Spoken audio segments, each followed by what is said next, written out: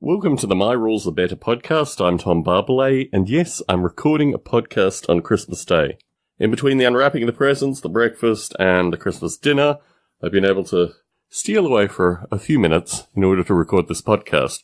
And truth be told, I've been suffering from a bit of a virus, so hopefully I won't ramble on too much in this podcast, but I'm just in the period of time where I'm getting over the virus and working my way out of various kind of fever-drenched mindsets, which is always interesting when you create rule sets.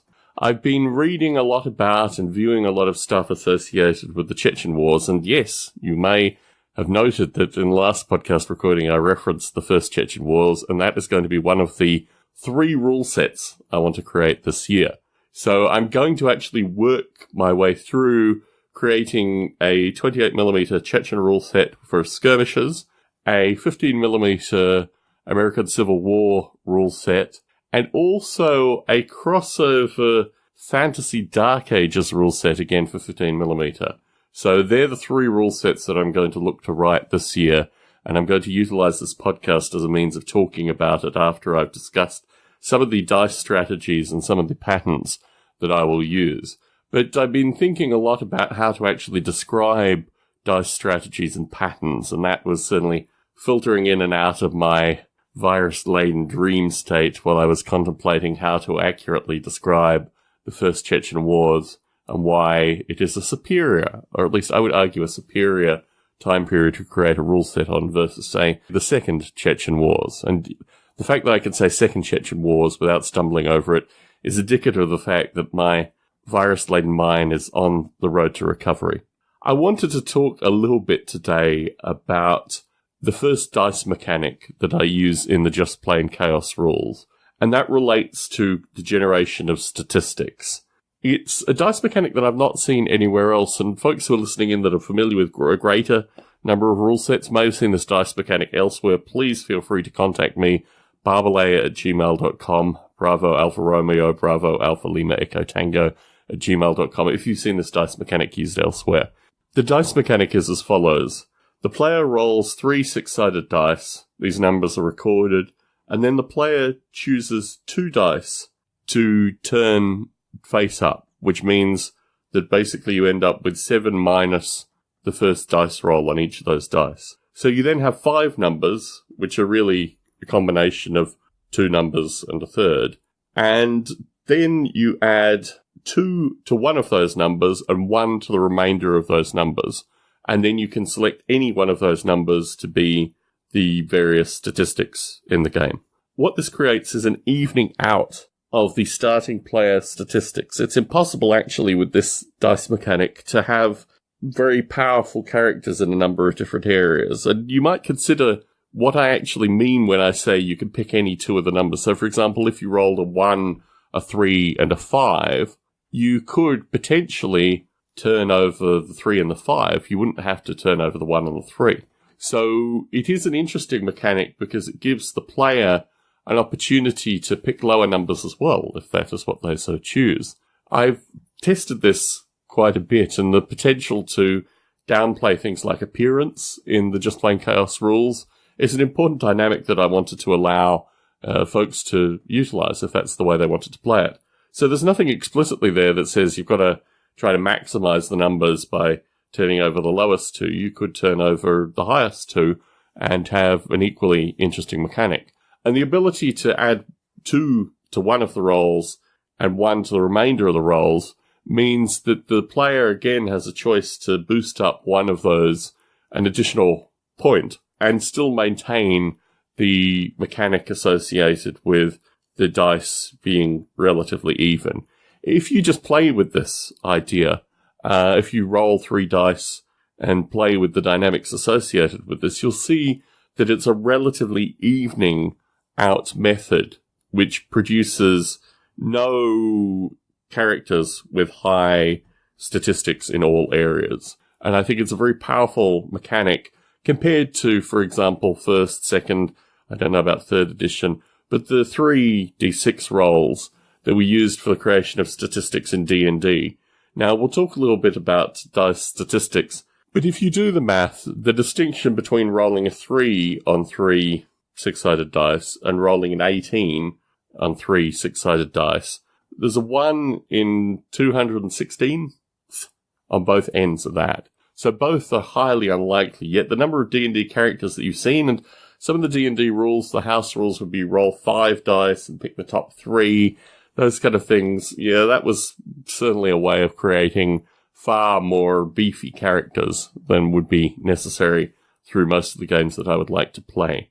And I think what I've talked about earlier in this series was the notion of creating characters that filled in various gaps, but not creating super characters that fill in all possible gaps. What you want in any kind of role-playing game, even a role-playing game where you're playing just 2 people playing, the games master and the player, you want the player to have implicit weaknesses that they're going to have to play into, they're going to have to work out strategies around. And certainly the stats in Just Plain Chaos were designed to create characters that would have to work together in some kind of broader community. And that was a very important mechanic. So now we've talked a little bit about that as a means of statistics. I wanted to look at 2 different methods associated with rolling six-sided dice. The first is you roll 2 dice and you add the numbers together. And the second is you roll 2 dice and you take the highest of those 2 dice rolled.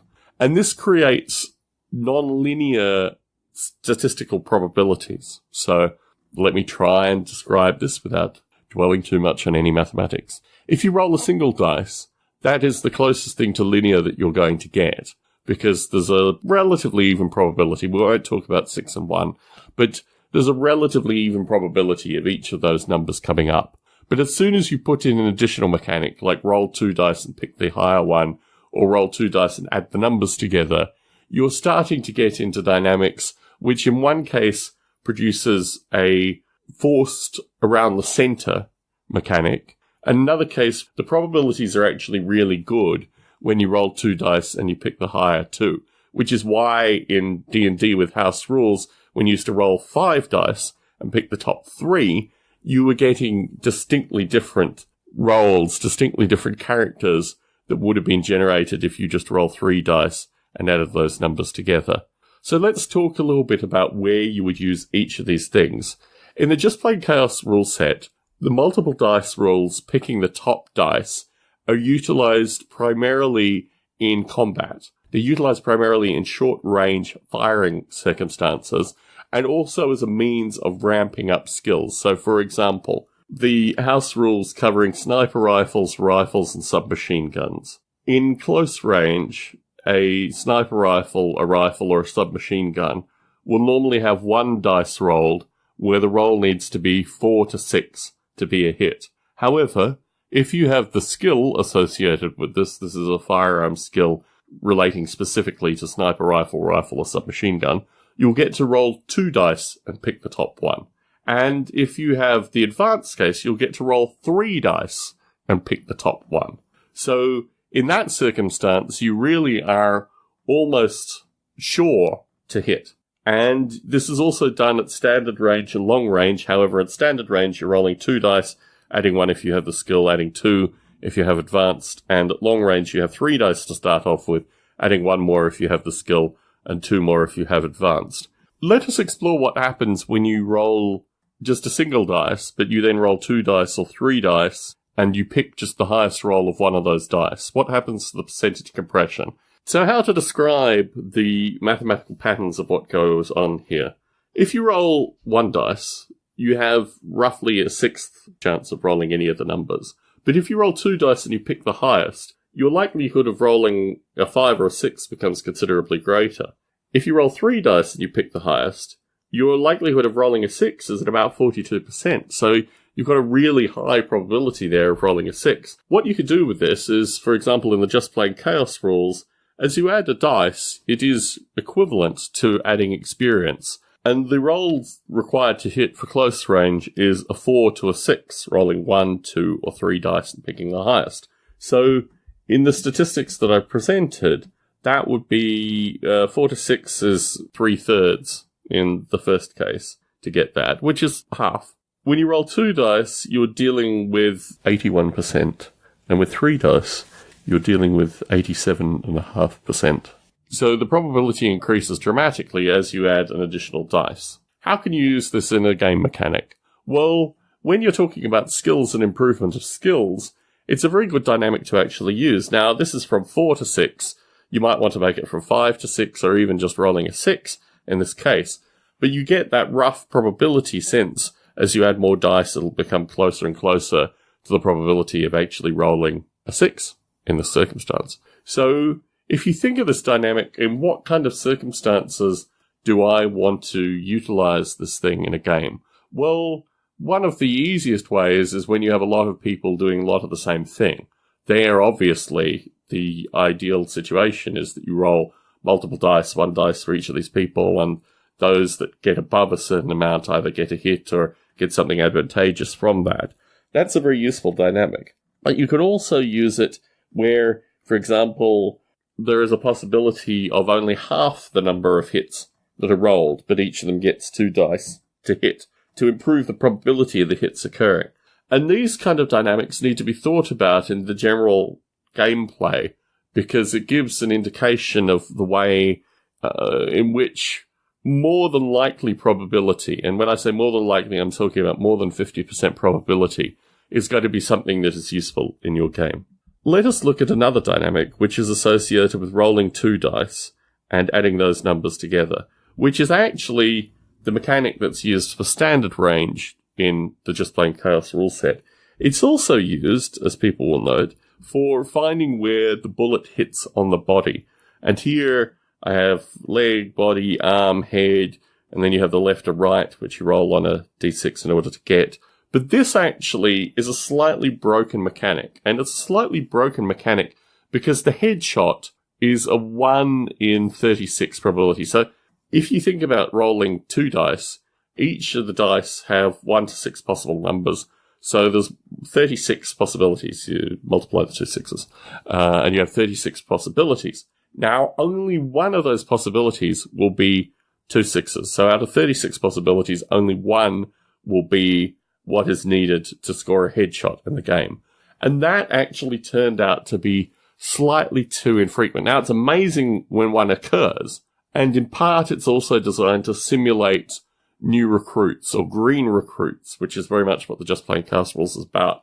But when I was starting this rule set, I spent a lot of time looking at probability distributions around headshots and other body shots based on point of aiming, and things like breezes and a wide variety of other effects, which meant that I had a number of game dynamics, particularly as the player became more advanced, associated with how to pick out what would constitute a headshot. And in the Just Plain Chaos rule set, the headshot dynamic is not particularly good. It's something which doesn't happen with the frequency. I've had a player give feedback, which I've also considered, that if a player takes an additional turn to fire a shot, maybe they can have slightly more advantageous headshot rules. And I think certainly the rule set is weak here and could be expanded further to look at the probability dynamic of the headshot here specifically. So that's another interesting situation where I've used there the additive mechanic, which produces more probability, and you can easily draw a 6x6 array and just put the numbers in associated with what it looks like. But you end up with moving very heavily towards 7, 7 being the highest probability, and then back as you move towards 12 in terms of the probabilities. So heavily centered around 7, obviously, 6, 8, as they go down, the probabilities drop off to just 1 in 36 for a 2 or a 12. And these are ranges which you may want to consider for a variety of different dynamics in your game, particularly associated with things where you want to resolve or move towards an average case. I'll talk a little bit more about that in a future podcast recording. But just think about what you do when you roll 2 dice and add the numbers together. Is what you have here is a high likelihood that the 7 is going to be what is the sum, and then it falls away, basically, as you move to 2 or 12 on the other end. And certainly in the Just Plain Chaos rule set, when I was generating this, I was originally thinking of using a D12 for these rolls, which is why it has some of the appearance that you'll see in the rule set. I think I probably touched on enough mathematics today and probably burdened you too much. And I also need to think about how I review and revise this discussion of mathematics going forward. I think I might use a different method to describe some of these elements in a future recording. But I also wanted to spend a bit of time talking about playtesting, which I think is another important factor that I want to go into at some length. So I have said this before, I will say it again. The way this podcast gets out is through word of mouth. If you like what I'm doing in this podcast, if you like the ideas and the concepts that I'm floating here, if you'd like to hear more, please get in contact with me, barbelay@gmail.com. But really importantly, if you like what I'm doing, tell other people about this podcast, because that's how word will get out, and that's how the podcast will grow and improve. Thank you very much for putting up with my slightly virus recovery mind state. I just wanted to put some audio out to give some ideas, to spark some interest perhaps in your creating of games. Tom Barbalet in San Jose, signing out.